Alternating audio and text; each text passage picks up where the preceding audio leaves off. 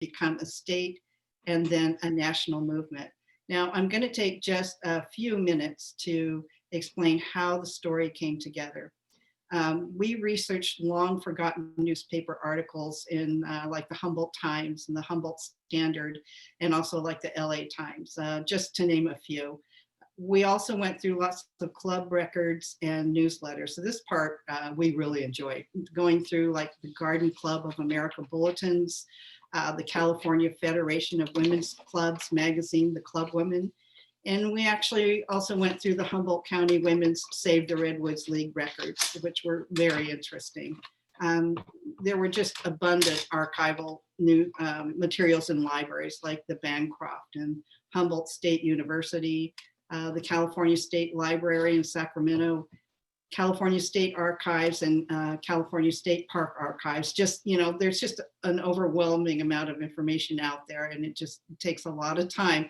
This process was 4.5 years of gathering all this research.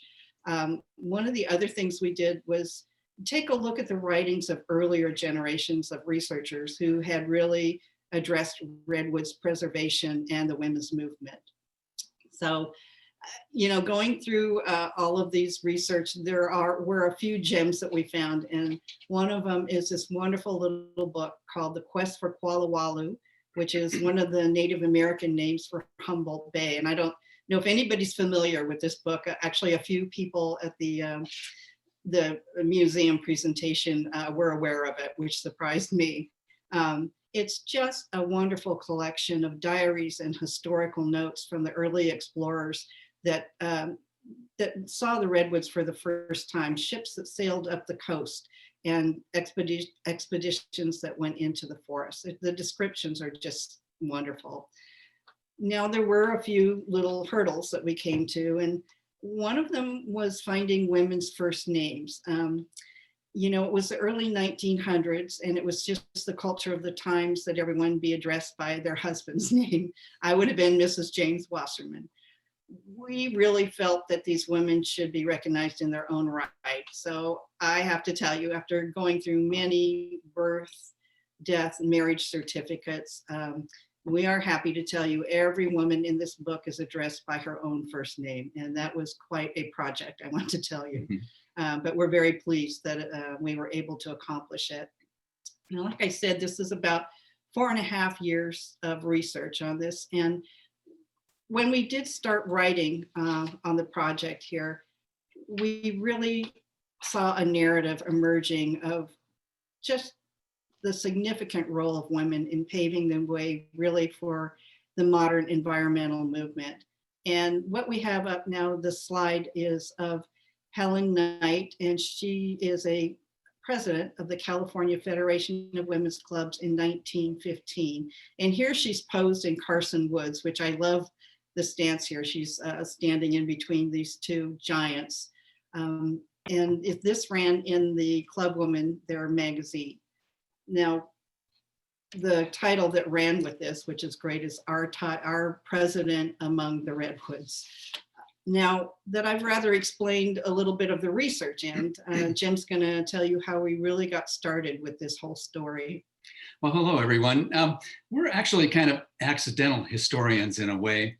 In the late autumn of 2014, we drove from Sacramento up to Humboldt County for our 34th wedding anniversary. And basically what we knew at the time was that about 4 or 5% of the original old growth redwoods remained.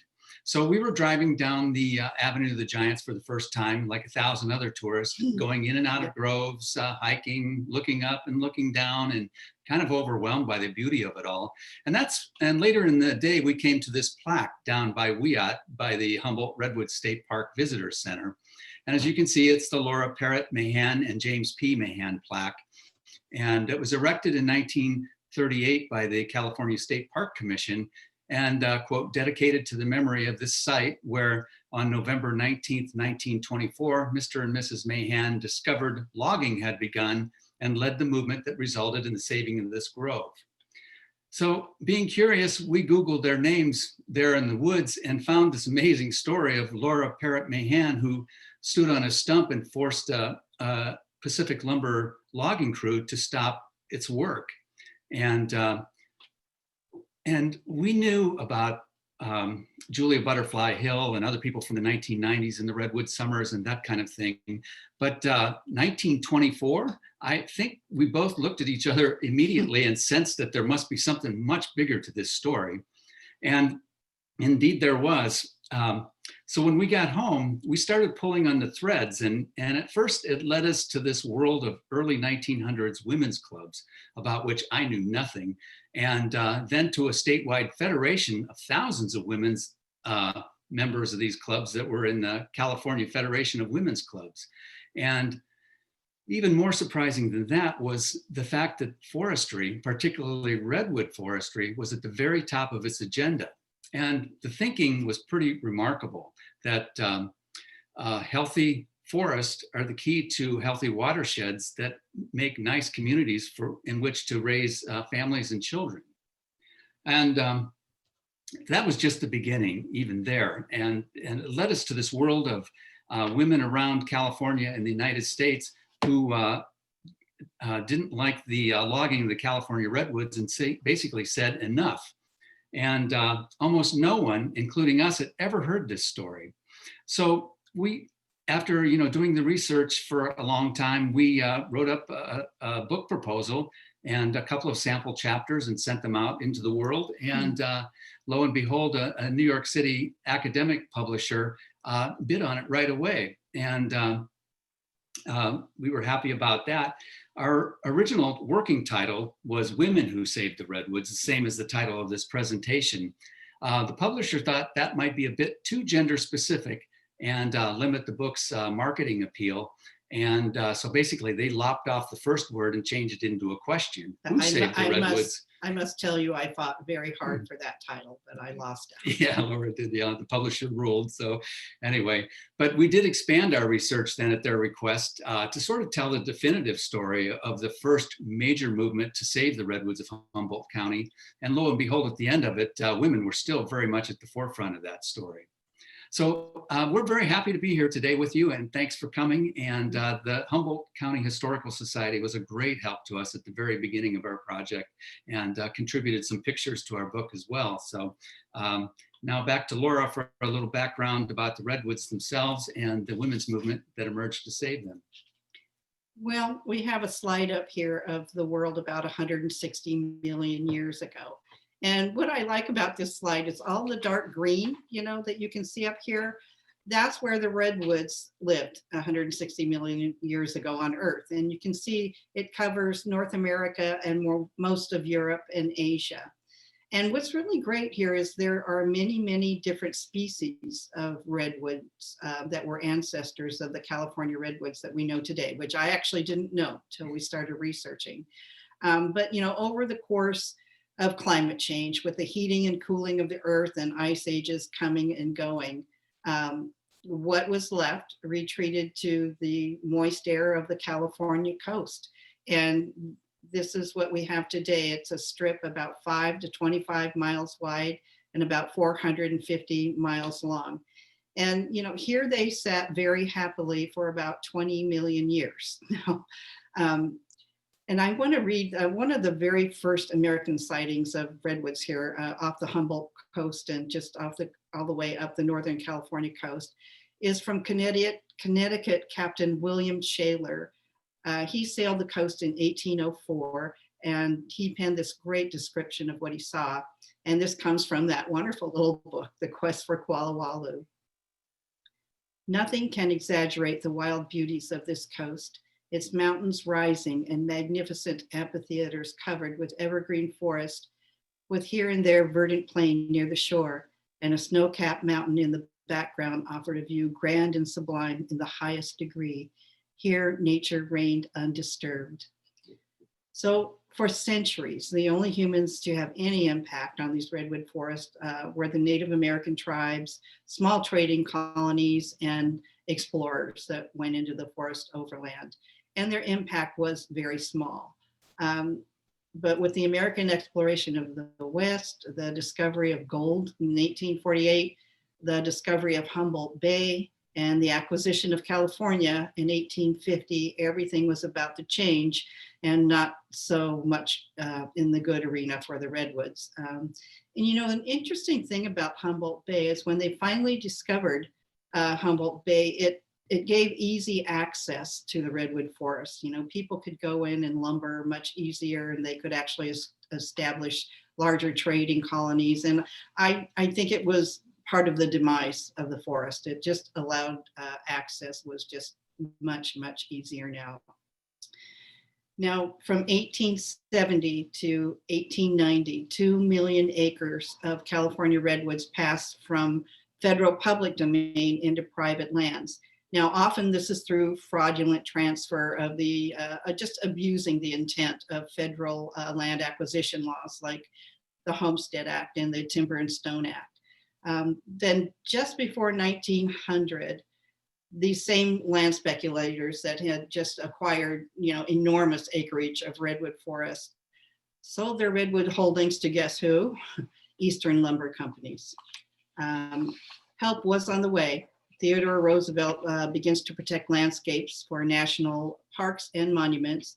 And this is when there also emerges a significant women's movement to preserve the redwoods. Now, a key factor in this movement is the progressive era of the early 1900s, which, you know, I know most of you or all of you are very familiar with, but it really allowed women to leave the house and garden and to expand beyond their traditional, you know, arenas. They could have a larger view of the world now. And I mean, California was actually one of the first states to pass women's suffrage in 1911. The rest of the nation didn't do it until 1919. So this was a really big deal. You know, women could now have a voice in politics and contribute more to society in arenas like child labor, education, legal reform, and of course, conservation. Now, just a few of the really important players in this environmental awakening and what we like to think of as a historical drama are the Sempervirens Club, the California Federation of Women's Clubs, Humboldt County Women's Clubs, and the Garden Club of America. And all of these organizations are established in the early 1900s. Later in 1919, the Save the Redwoods League begins to join the fight, and they officially organized in 1919. So I'm going to move on now to our own story of who saved the Redwoods. And it begins on September 27th, 1913, with a picnic in Carson Woods, a large belt of redwoods just outside of Fortuna. Now at noon, the women club members from 8 Humboldt counties walk into a forest clearing to have coffee, lunch, and to discuss the purpose of their gathering to help establish the nation's first Redwood National Park. And I really like to visualize this. I can just see these women in early 1900s dress going into a forest clearing, just, you know, surrounded by majestic redwoods and sipping coffee and discussing lofty ideals like establishing a national redwood park. It's like, I really like that story. And this picture is actually from the California Federation of Women's Clubs magazine, the Clubwoman. And it's an endorsement for saving Carson Woods. This accompanied Knight's picture in 1915. Now, even though the economy of the area rests heavily in mills and logging, these women really had reason to be concerned. Earlier clear cutting of the Santa Cruz Mountains just offered an awful vision of what could happen, and that occurred in the late 1800s. Although Carson Woods was lost, it unfortunately was logged 10 years later. The picnic that day signals the beginning of the women's club movement to save the redwoods. And I'd like to read a quote from Anna Royals. She was the state forestry chairman of the California Federation of Women's Clubs in 1916. And this is just a great description of their frustration. Are we not learning that it is better to conserve these things that we possess than to try and regain them after they are taken from us? Let us hope that the day of ruthless and unnecessary waste is nearing its close, that the California Federation of Women's Clubs shall unite in saying, this always chokes me up, to the destroyers of our natural resources. Thus far shalt thou go, and no further. So now Jim is going to take over and describe the beginning journey the women undertook to save the Redwoods. And then later I'll follow up with their successes and their grand finale. Turn it over to Jim. So we often think that if these Humboldt County women and their allies statewide knew what a long haul that they were in for before they could find any kind of success, they would have run for the hills and given up. The fact that they didn't is what makes this such a great environmental story. It takes time to get an idea this big up and running. And I refer to the slide here, and that this was the idea, that this beauty had value. This plant paradise had perhaps more value than logging the timber for short-term gains. And it was somewhat of an idea of tourism, that tourism revenue would come to the county eventually, because there were so many more people with cars now, but it was also partly due to the human soul. And these kind of scenes inspired great writing as we did our research, wonderful poetry and eloquent speeches. And they were celebrated with these great scenes of choirs in the woods singing hymns, which I always think it's amazing to think about that. And a lot of the people that you're going to meet here had their eyes trained on antiquity as well. And they would say, you wouldn't tear down the pyramids to pave Cairo. Why would you bulldoze these woods to make railroad ties? But they were up against a counter value, and it was a powerful one. And that was that redwood was great lumber. It was beautiful, it was pest resistant, fire resistant, and it was long lasting. So what really kicked off the movement to save the redwoods was the end of World War I and the demise of the Spanish flu, because then the economy roared back to life. And with that, the clear cutting resumed. And a lot of that happened right along the new tourist highway into Humboldt County, 101, which is now Avenue of the Giants. And so the tourists driving up there in their cars were appalled. And a lot of the local people were appalled as well, that, small lumber operators were trashing one of the great scenic drives on the planet. And some of those driving the highway that summer, the better traveled around them, likened it to the destruction of France during World War I. It was that bad. So very importantly, that summer, the women that Laura talked about earlier, who had worked on the Carson Woods campaign, regrouped in an even more powerful organization called the Humboldt County Women Save the Redwoods League. And they announced their presence on the scene with that most iconic photo of early redwoods preservation in the first campaign. And I'm sure you've all seen this photo 1,000 times, but you may not know who these people are that are in them, these 4 women. And all of them were pillars of the Humboldt County social and business establishment. And I begin on the left there with Lucretia Anna Huntington Monroe. And if you know Catherine Mace, the former director of the Humboldt County Historical Society, that's her great grandmother. And to her right is Kate Harpst. She owned the car. Lucretia was a school teacher, and she was married to a prominent local attorney. And to her right is Kate Harpst, and she was the widow of a very prominent lumber mill owner in Arcata.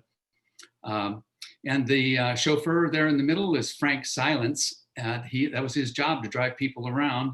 And to his right, under the Save the Redwoods banner there, is Mary Ann Atkinson. And she was a co-owner with her husband of a major redwood lumber mill in Metropolitan in southern Humboldt County. And to her right, Ella Georgeson, and she was had played an especially powerful role in the women's movement to save the redwoods, because she was a co-owner of the Humboldt Standard, one of the local newspapers. So a lot of people have asked us during these presentations, why would the wives of mill owners be involved in a campaign to save the redwoods? And the answer is because no one ever intended to save all the redwoods. They intended to save some, as much as they could. So the idea was compatible with redwood logging. Well, these women drove around for a couple of weeks to all the county towns and recruited 830 members very quickly. And if you go to Humboldt State, to the Humboldt State Library in the special collections room, they have lists of all those 800 people. So a lot of you could find your relatives or distant ancestors there, I'm sure, because the lists are all neatly typed out, and it's just really amazing to look at. And immediately they created an amazing letterhead to show the intent of their organization. So in all their communications, they used this letterhead, which showed the contrast between the two things. One, the redwoods on the left were old growth in their original condition, and on the right, you have piles of grape stakes and stumps. And their leader of this new group was Laura Parrott Mahan, and she's that's the famous name in all of these efforts. Mm-hmm. She was a daughter of pioneers, William Parrott of Michigan and Sarah Jane Van Duzer of Illinois. And both of those, they came west on wagon trains when they were young, got married and moved to Humboldt County and did very well. They owned a major ranch out at Table Bluff near Lolita. And they also had a dairy operation and owned some significant acreage of redwoods themselves. Well, Laura went to Mills College in Oakland, and then she went to art school in San Francisco. And when she came back, she became, a prolific painter of the redwoods in Humboldt County. And that's how, her ambition to save them, I'm sure, grew. So in the next few minutes, I'd like to tell you 4 things briefly about Laura that basically put her at the heart of this great story. Number 1, she married a prominent Eureka attorney, James P. Mahan, and together they settled into a house in the Victorian district of Eureka, 819 I Street to be specific, which still stands. And there she became known, according to the Los Angeles Times, as the Joan of Arc of the Save the Redwoods movement in Northern California. And number 2, she was gifted at politics. 100 years ago, right now, the end of 1920, everyone in Eureka was giving up on the federal government and the idea of a Redwood National Park. I mean, the government there in Washington was all talk and no action. So they started to turn their attention to the state. And a local judge in Eureka drafted a bill to ask for an unspecified amount of taxpayer money. And the bill was carried in Sacramento by a couple of local lawmakers. And so Laura Mahan got right to work making sure it passed. For one thing, she appealed to the 36,000 members of the California Federation of Women's Clubs to basically corner everybody that they knew with influence, who in turn would influence the legislature. And so it started quite a letter campaign and pressure campaign on the legislature. And she also paved the way for the legislature's top finance and budget guy to come up to Humboldt County. And then she took him around in the woods and showed him, what was worth saving. And she also was part of a delegation that met with the governor days before he signed the bill to ask him to do it. And indeed, this worked. Suddenly in the summer of 1921, the legislature sent $300,000 to the State Board of Forestry and said, go out and buy redwoods. And in less than a year and a half, that board, working with the Save the Redwoods League, managed to buy 1,600 acres of redwoods along 12 miles of the new Avenue of the Giants. But back then it was, was known as the Redwood Highway. So that was the foundation of the Avenue of the Giants and also of Humboldt Redwood State Park. And the money that they got from Sacramento was equivalent to $4 million today. So, it was very substantial. It was a really big deal and got the whole movement kicked off in a big way. And I refer to the slide here. We're standing, on a footbridge in the middle of the South Fork of the Eel River, and the highway is off to the left. But, it paved the way for this wall of green that you see there that's just so stunning to millions of us. Like Laura and I just came up there for the first time to see this kind of beauty. Yeah. And but Laura had her eyes on what was called the world's greatest redwoods in Dyerville Flat and Bull Creek Flat. And for that, she would need a formidable statewide coalition. So she turned again to the California Federation of Women's Clubs. And as part of that, in the spring of 1922, she traveled 700 miles to Los Angeles to ask the Federation to hold its 1923 convention in Eureka. And the other candidate was Santa Cruz, which was much more developed at the time. But the members, she was so passionate about it that the members decided that they would come up to Eureka. And in May 1923, 1,000 women poured into Eureka, like 300 of them at one time from the Ferry Building in San Francisco into the city. They filled up all the hotels and private homes all around the city. And they were there for 4 days for this convention called Conservation, the Hope of Civilization. The slide there is the cover of the program, which the Clark Historical Museum has. Katie Bush showed us this a year ago, and it was just amazing to hold that in your hands and see how real it was. And so these women from all over California spent a lot of that time traveling south of Eureka into the redwoods that eventually became Humboldt Redwood State Park. They saw the sawmills and the downed trees. They picnicked in a locally beloved part of the forest called Dyerville Flat near Wyatt, kind of mirroring that original picnic that Laura described in Carson Woods 10 years earlier. And at the end of that, they were so inspired and fired up that they decided they would raise $50,000, which is today's equivalent of about $700,000, and buy their own grove in Dyerville Flat, near where they eventually landed it. But originally there was a hitch, and it was a big hitch because all that land was owned by the Pacific Lumber Company in Scotia.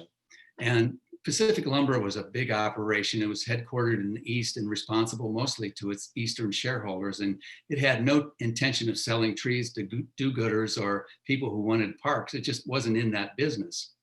But it was also a local citizen. So it promised the people that it wouldn't cut, the really nice parts of the redwoods for years to come. And it stayed that way until the following year, in which it did start cutting. And that's the number 4 thing about Laura Mahan. That's the big event that was described in the plaque earlier.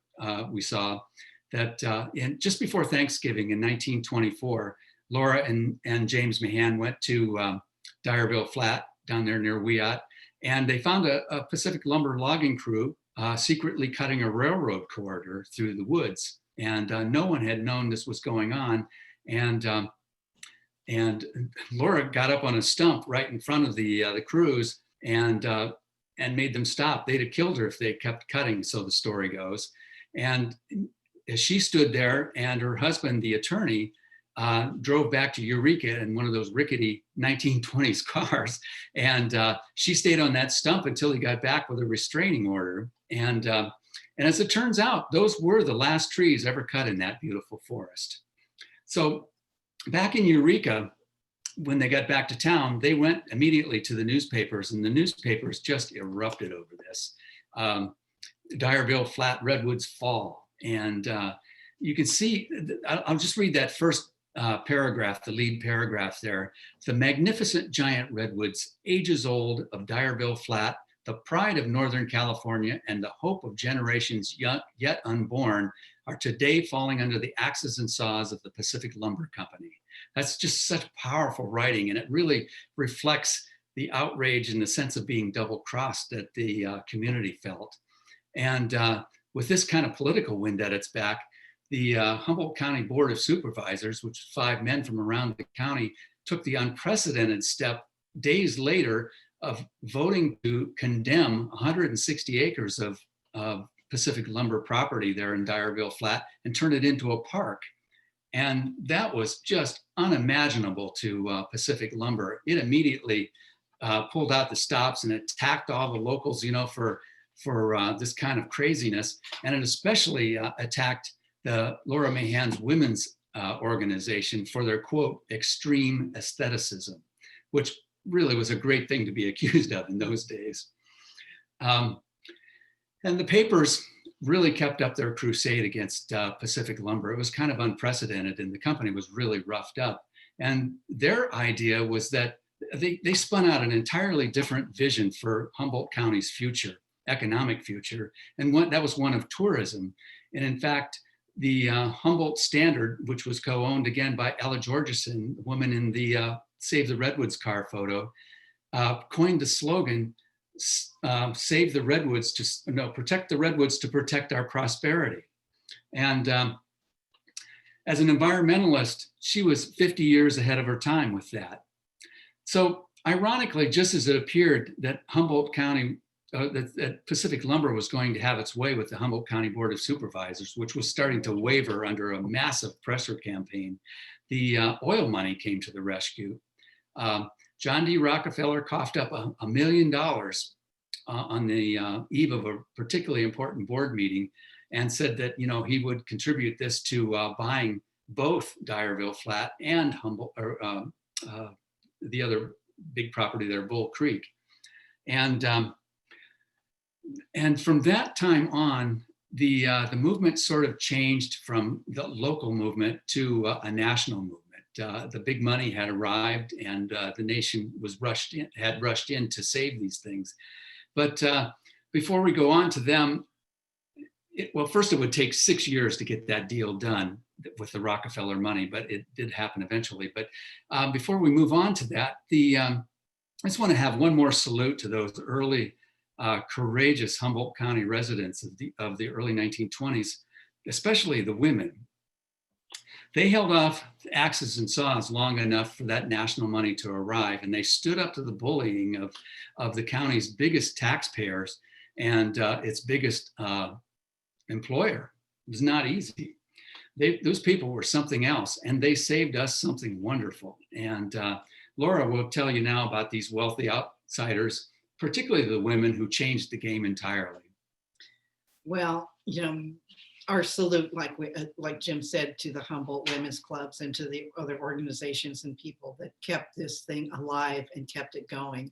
I'm going to move into the years 1926 to 1930, where really outside influences and wealth really enter the fight to save the redwoods. And an example of that, in the spring of 1926, 96 members of the Garden Club of America that had just come from their 13th annual convention in Santa Barbara pay a visit to the redwoods south of San Francisco Bay. Now, for several days prior to this, you know, it's a garden club. So they had been visiting the great gardens of Santa Barbara and Montecito.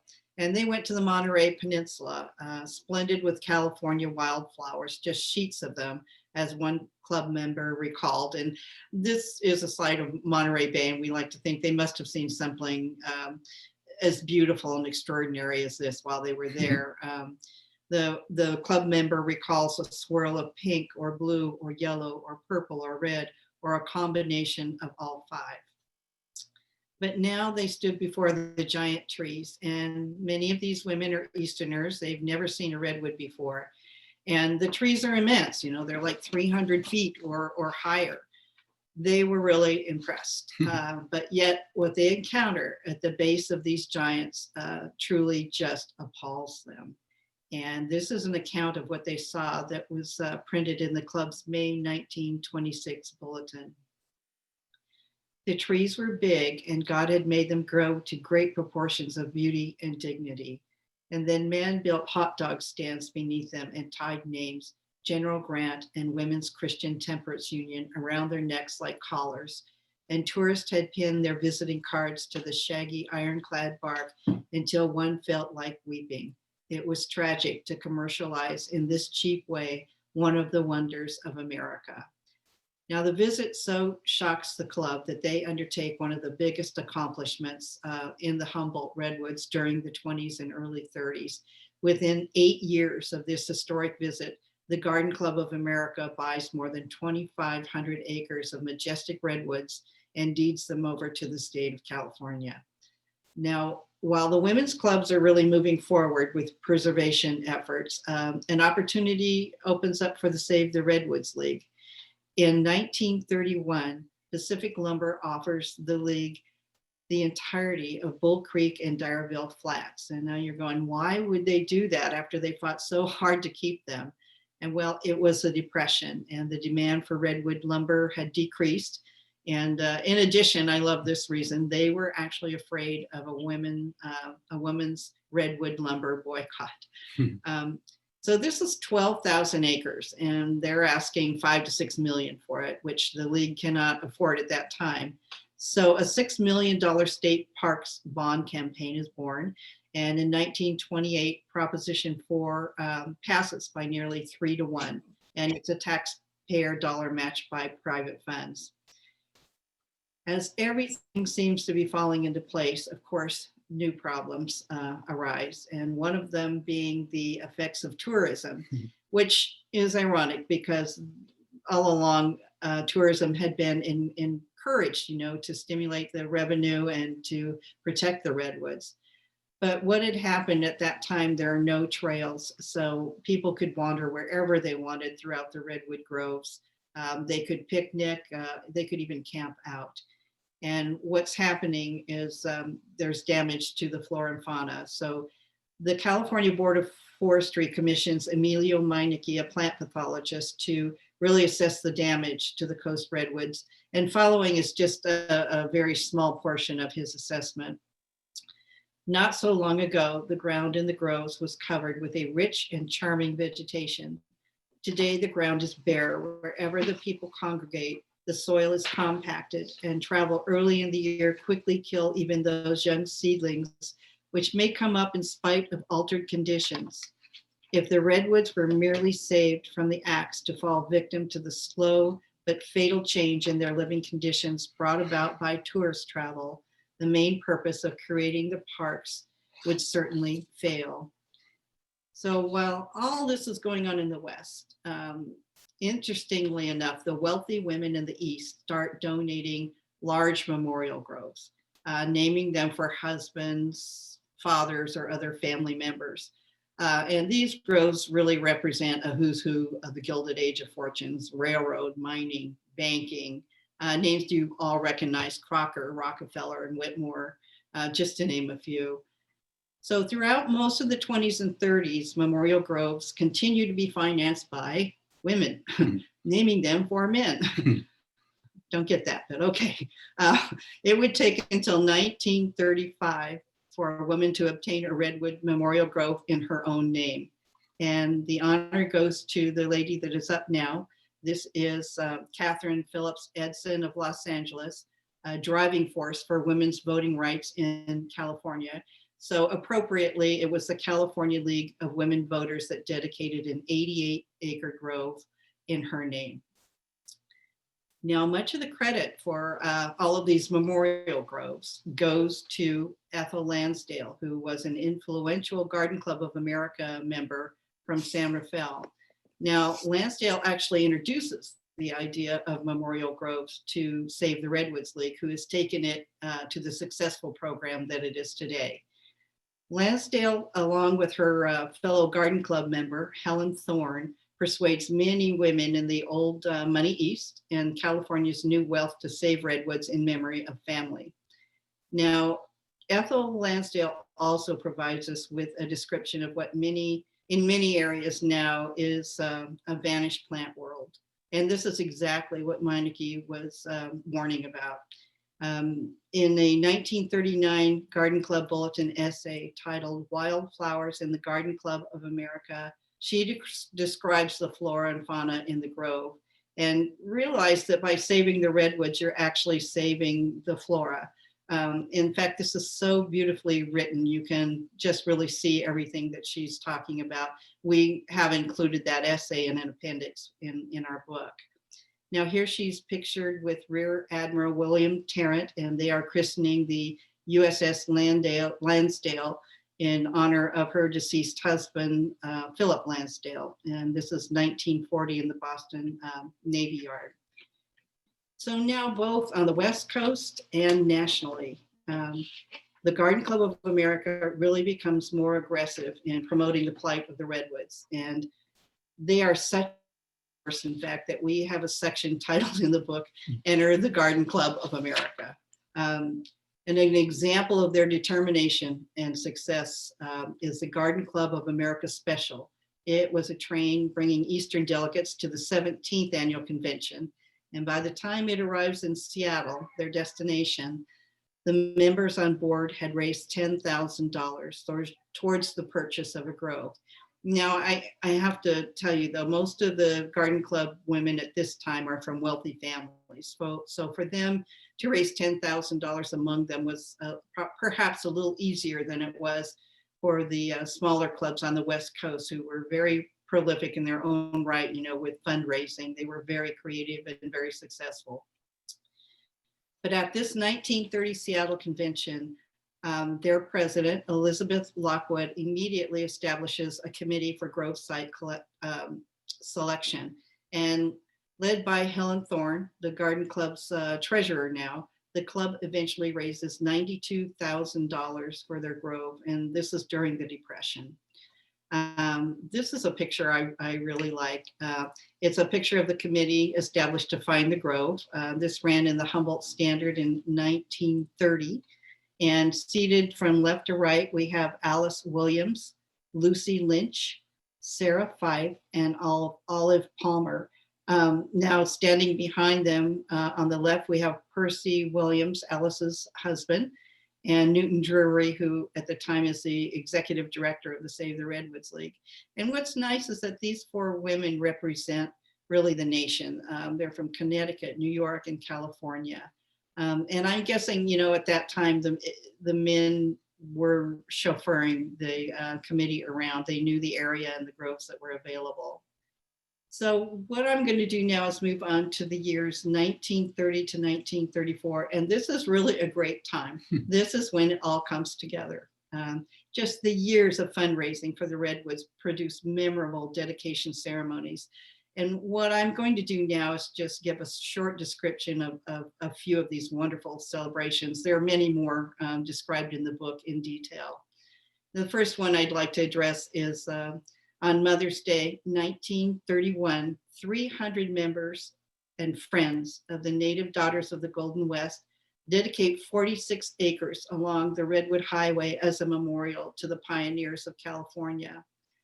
Now, 4 months later, on September 13th, 1931, 2,000 people celebrate the purchase of Bull Creek and Dyerville Flats with just a huge dedication ceremony. They had fought so hard for these areas, and now it finally came together. The picture above is from the dedication of the Save the Redwood League Founders Grove, the founders being John Merriam, Madison Grant, and Henry Osborne. But just look at the crowd. I mean, that must have been something. So if you can just picture, 18 years after that historic 1913 picnic to plan a Redwood National Park at Carson Woods, we have the Humboldt County Women Save the Redwoods League standing alongside the Eureka Chamber of Commerce, the Save the Redwoods League, the State Park Commission, and they behold just a great redwood park of 16,000 acres of Earth's most stunning landscapes. Now, only hours after this September 1931 dedication, there's just an extraordinary announcement unveiling perhaps the most touching story of early redwoods preservation in California. The Children's Forest is a memorial in the Humboldt Redwoods, and it emerged as a touchstone for Caroline Hunter of Santa Barbara and her friends throughout the nation who were grieving the premature deaths of their children. Now, originally, this is a 700-acre grove, but it's now nearly 1,300 acres.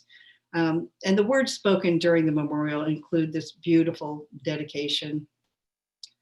I leave to children inclusively all and every flower of the fields and blossoms of the woods, with the right to play among them freely, according to the customs of children. And a plaque that still stands there at the Forest Memorial reads, "Come to me, O ye children, for I hear you at your play." And it was a very small dedication, just the family members. And it's just such a touching story. So we're going to move ahead now to 1933. And this is where 40 California Federation of Women's Club members gather in the afternoon rain to dedicate their 99-acre grove in Dyersville Flats, which they fought so hard for, and they finally have their grove in Dyersville Flat. Now, President Annie Berry of San Francisco leads the members into this beautiful new grove. And this is actually a picture of the hearthstone that was at the center of the dedication and is still in the grove. You can walk up right to it. There is a fireplace on each of the four sides. And if you can picture, during this dedication, there were 4 roaring fires blazing in this stone and wood hearthstone. It's supported by 4 redwood columns.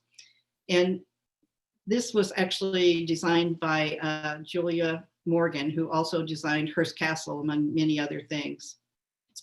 Now, I have to tell you, we tried very hard to find a picture of the dedication, and Jim, we can both attest to that. We could not find one. We went through the Federation to see if their files had any, and we also went through the Humboldt Historical Society, among other organizations. So if anyone out there has a picture of the California Federation of Women's Clubs grove dedication, we would absolutely love to see it. Yep. Please share. Now, the thing about the Federation, and this is just so important, is that across more than 2 decades and almost 20 years before the Save the Redwoods League, no single organization had really done more to sustain the idea of saving redwoods of the Humboldt County than the California Federation. They really did a wonderful job with that. Now, one last celebration closed the great foundational era of saving the redwoods. On Sunday, May 20th, 1934, one of the grandest of their enduring successes in the redwoods was dedicated. And this is the over 2,500 acre Garden Club of America Grove. And that grove has now grown to over 5,000 acres. And really few supporters of the redwoods could boast of accomplishing so much in such a short time. The keynote address was given by Mills College President, Dr. Aurelia Reinhardt. And the slide that's up now is a picture of that dedication.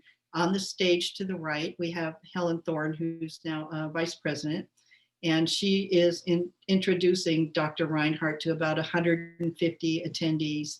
And again, I just think this is such a nice picture. It's like all of these women are sitting in a clearing surrounded by a forest of redwoods, and you can see the sun peeking through on the left, the sunlight. It's just a really nice slide, I think.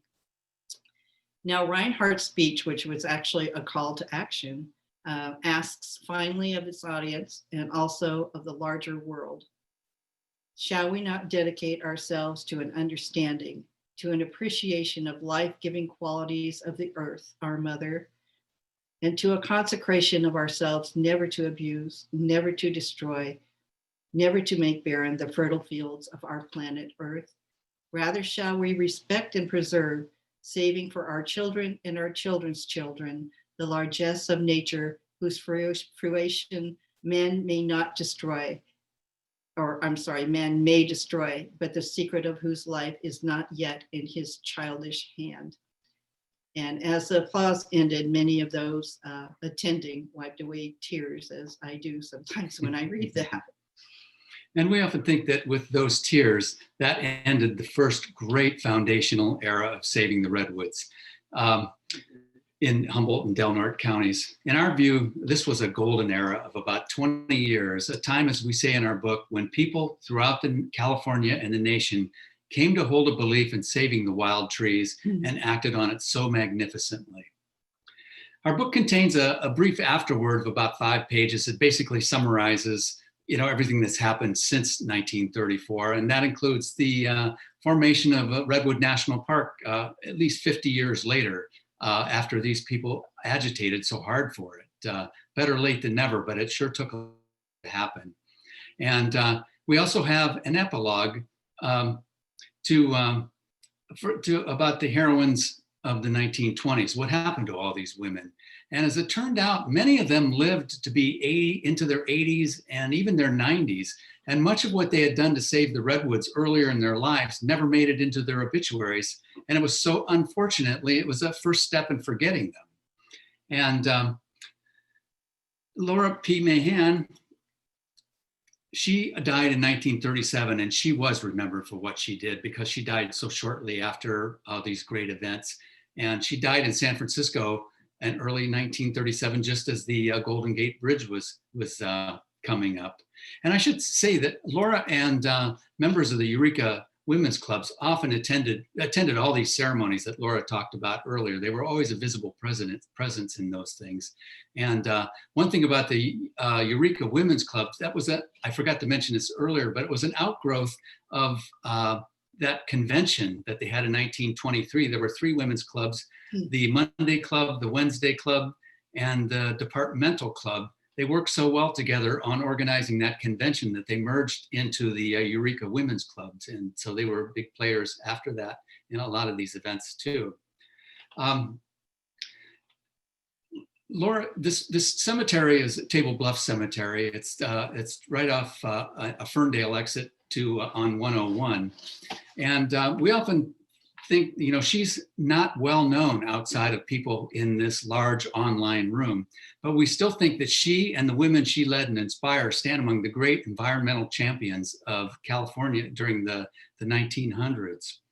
And a brief conclusion.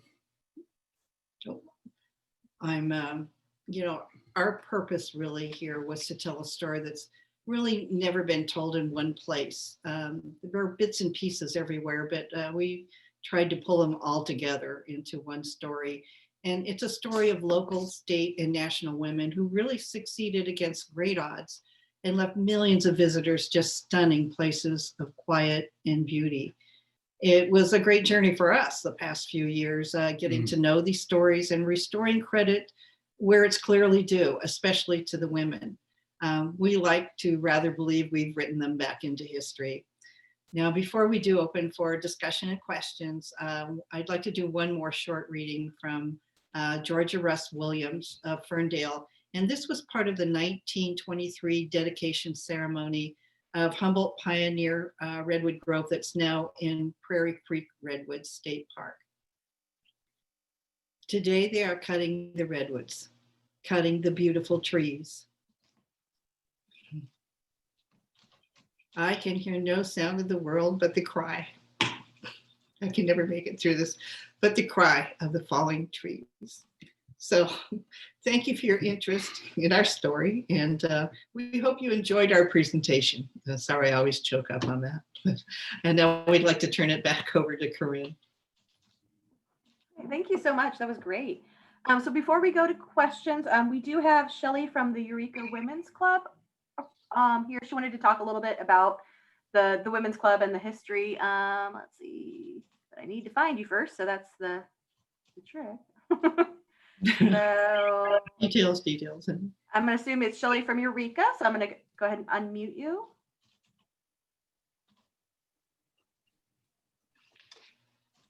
Hi, I'm Shelly West. I'm the second vice president of the Eureka Women's Club. I'm sitting right next to my husband, Tom Sellers, who believes he knows Jim from the Bee. Oh, my goodness. Amazing. Yeah, it's a very small world up here. I guess, yeah. So the first thing I want to say to address some of the things that you talked about is the Women's Club president right now is Merlene George's son, and she is the great granddaughter-in-law of Ella Georgeson.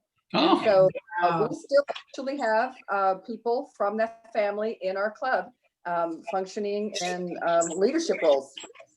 So the Women's Club has been a continued presence in Eureka, and we just celebrated the 100th anniversary of the completion of our clubhouse on J and 16th Street. Until the pandemic, we were running a day program for the retired older members, as well as an after-work network for younger women, trying to get people to remain involved, in our service programs that we have here. Like most service clubs, our membership is dwindling, and that makes it hard for us to be as effective as we were 100 years ago. We're very well aware of our history in the suffragette movement and in the fight to save the Redwoods. Recently, the club has obtained grants to upgrade our ADA bathrooms, as well as we got a new paint job, and the old girl is looking pretty good. Okay. We keep the clubhouse open by renting it out, but because of COVID, we can't do that right now. And so I'm hoping that people listening today will consider becoming a member. Our organization accepts both women and men these days. Increased membership means we can commit more resources to the kinds of programs that you all can appreciate that our forebears did 100 years ago when, or yeah, we're almost 100 years now, when they started fighting to save the Redwoods. If membership isn't for you, please consider an end-of-year donation to our Eureka Women's Club, and you can donate at our website. And I thank you very much for this minute of your time.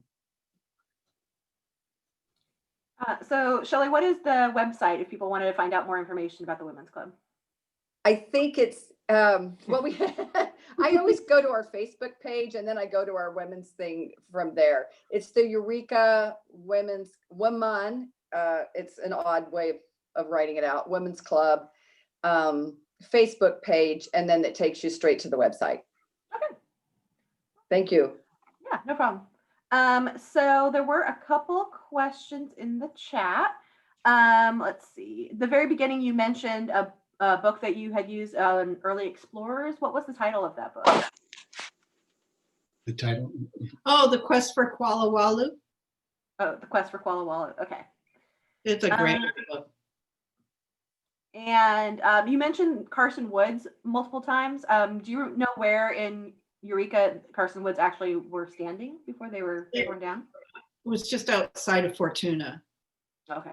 Yeah, it was about 1,400 acres. It was apparently very park-like and very beautiful. And there's a Carson Woods Road now that runs out of Fortuna past the high school, and you can go there and you can see the second growth that exists. But there's no second growth. There's no memory of, like, this great campaign that existed for that, to make that a national park. It's just such a terrible loss. Well, as you drive down the road, which we did, you can see the remnants of the giant stumps, the giants that were there that were cut down in a few places. But that's and it. do you guys know, because there's another question asking about the history of the Redwood trails behind Roner Park in Fortuna?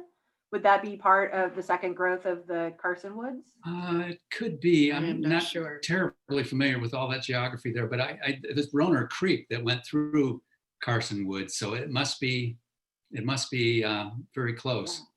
Yeah. It makes sense that it's all kind of related. Yeah. Let's see, anything else? And it looks like somebody has a painting of Laura P. Mahan's that they wanted to share. So if we've that'd be great. Madeline. All right. Unmute you and you can share your picture. Okay. Hi, my name is Madeline Ayers, DeAndres Ayers, and I am James Mahan and Laura Parrott Mahan's great niece. Wow. Along with Larry Mahan, who is here, and then Tony, who is also here, Tonio, he's calling himself. I don't think you're going to be able to see this, but this is a painting that I found in a Eureka shop and bought it in about 2000. And my mother recognized it right away because she grew up with a lot of Laura's paintings in her own home. Oh. So I'll just show it to you. I mean, if at some point you wanted to, I could send you a picture of it. It's pretty cool. I don't know if you can see it, but. Yeah, we can. Yeah. Yeah. Oh, it's great. How nice that you have that. I guess. Yeah. Yeah, I felt very fortunate to be able to find it and buy it. Yeah. So, but this is really wonderful, and I bought copies of your book and sent them around to various family members, a lot of whom still live in Eureka, in that area, and have done a lot of genealogy work, and we're very proud of our ancestor. Really proud, and I'm just so glad you did that work to recognize her. What an amazing woman. Yeah, really. Yeah. We found just probably like 3 or 4 years ago, I think 819 I Street was for sale. And so there were pictures of the inside, and there was a redwood painting above the fireplace there that I always figured must have been hers, but it's disappeared now. Those pictures have. So the house has fallen on hard times. I believe it's an apartment complex now or something, but anyway, I remember seeing that above the that's something you might pursue.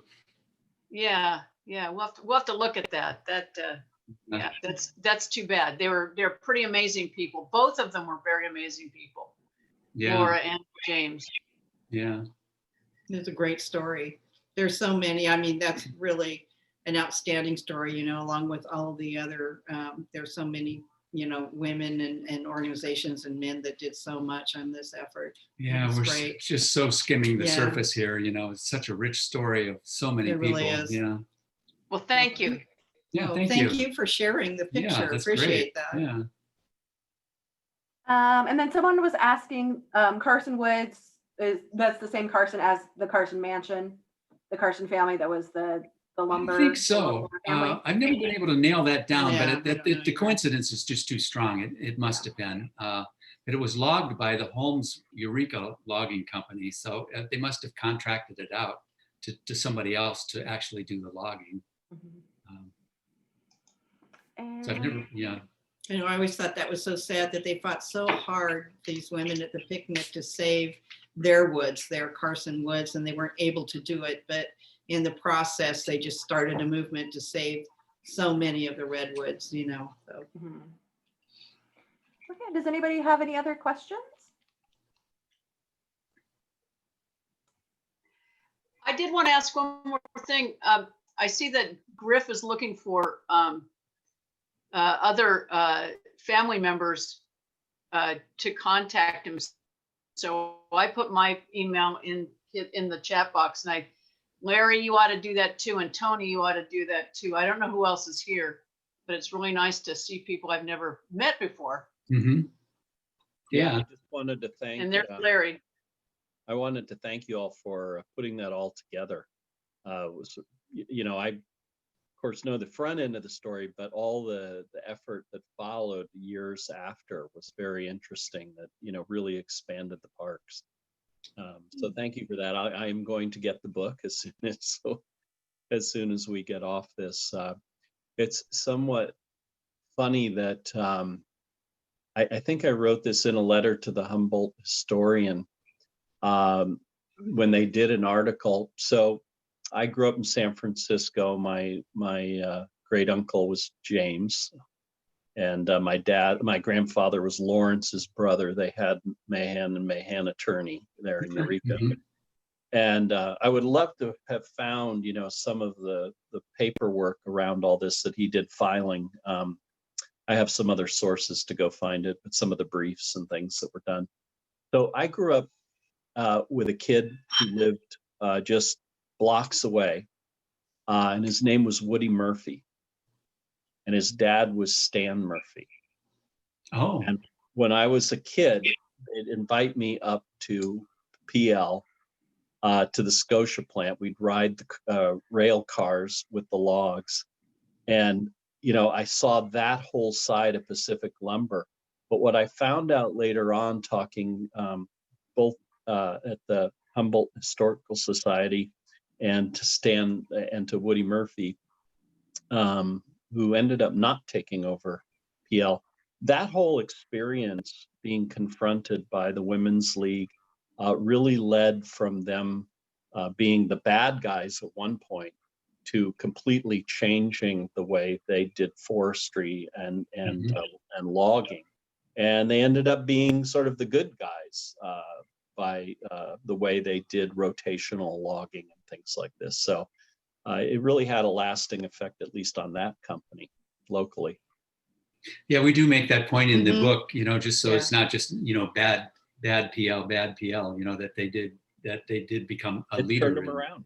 Yeah. Turned them around. Yeah. And I'm then jealous of Madeline with the painting. I want to find out what happened to the one hanging over on the High Street house. Well, you know, there's a great scene in the like a courtroom kind of scene in 1925. You know, sort of the big showdown with PL, and both James and Lawrence Mahan, Larry Mahan, I think was his brother's name. Lawrence is my grandfather. His Okay, yeah, brother. they were both involved in that, and very much on, you know, the trail of trying to save that land, because they were basically telling PL, look, we'll get you the money either way. You can log it or you can save it. We'll still pay you. What's the big deal? Yeah. They were very persuasive. That was Was it like an Yeah. artist who rendered what was going on in the courtroom, or when you said there was a picture? I wish, but No, it it's was a great description of in it. the newspapers. Yeah. Yeah. My Yeah. gosh, they covered the heck out of that. It was really one of the great environmental showdowns of the Mhm. first 50 years of the 1900s, I think. And that, yeah, we do have that section in the book. It's a kind of like a very exciting scene. Yeah. Oh, great. Perfect. Yeah. So we do have another question in the chat. When you were doing your research, did you come upon any stories or information about the local native peoples and tribes that may have had the land previously, or was there any sort of interaction there? That's actually a great question. And the introduction and the beginning of the book covers that the indigenous tribes that were there for just, centuries, I think, and how their impact on the forest was so small. From my understanding and the research that I did, because I really like that arena, the impact was so small because they didn't really live in the forest, and the brush and everything, as you guys know, you're right there, is so thick that, and there are no animals that live there that you can, hunt and eat. So they ventured into the forest, and usually, I believe, used down redwood trees for their purposes of, whether it be housing or canoes or whatever. It's not like they went in and they did, I think, remove some trees, but it's not like they went in and chopped it. You couldn't have chopped it, but they did have a methodology for splitting the logs. They knew how to do that. But yeah, there is a whole section in the beginning of the book covering that. And if you're interested in getting the book, it's available for purchase through the Humboldt County Historical Society website, which is humbletthistory.org. So you can pick up a copy there. I'm just going to look up that chapter if they're interested here. Yeah, it is in the introduction, 160 million years and counting. So yeah, it's there. Okay, and it looks like we're good with the questions. So I think we'll go ahead and call it for today. So thank you so much for your presentation. It was always super interesting to find out the history of our redwoods around here. So, and thanks everybody for joining us. So if you are here, you are signed up for the program, and you'll be getting the information for our next lecture, which will be January 2nd. And other than that, you all have my email too. So if you have any questions or anything like that, shoot me an email. I'll be more than happy to help you out. And we are recording this, and we'll put it on our YouTube page. So if you ever want to revisit this or share it with a friend who wasn't able to make it, the Humboldt County Library YouTube page has all of the historical lectures that we've been doing since COVID has started archived. So you can always check it out there. And on that note, I'll wish you all a good weekend. Stay warm, stay safe, and we'll see you next time. Thank you all. Thank nice you to see all. you, Tom. Yeah, thank you very much.